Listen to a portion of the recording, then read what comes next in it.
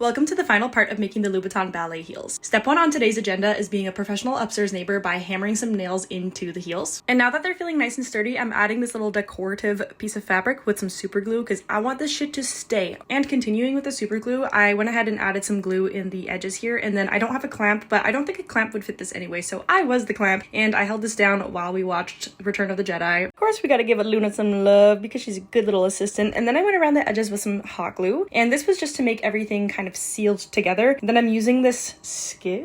I used to do lino cut printing, and this is a tool for that, and so I used that to carve the hot glue into a nice smooth shape, and then I sanded it down with a nail file because I'm just using stuff that I have. And then don't worry, I wasn't gonna leave the hot glue looking like that. I know you were stressing, it's okay. I'm covering it with the red bottom paint, making it all look nice and smooth, and I went over this with a couple layers to really smooth out all the rest. Now for the part of the shoe where my foot actually goes into, I used some ribbon just to cover up and make it look pretty, and then I also decided to use these really pretty soles from the actual point shoes because they say ballet on them, and I think it just gives an overall nice aesthetic, and they're very comfortable, so this worked out well. Next, I'm just quickly hand sewing together the ribbons that were on the point shoes, and to make the shoes easy to put on, I cut these little V's, and then I went and sewed around the edges to make them nice and sturdy. But anyway, now they're done, so I'm gonna try them on, and I'm using the little toe squisher so they're extra comfy. But you guys, I am so happy with how these came out. They are gorgeous. They're exactly what I wanted. I'm very proud of myself. They turned out stunning. I also wanted to mention this is my first time ever making shoes, so that's why my technique is a little bit out there, but I also have ADHD, so that could explain it too. And I just want to say thank you so much for coming along and watching these videos. Y'all gave me so much love on this, and it really means a lot to me.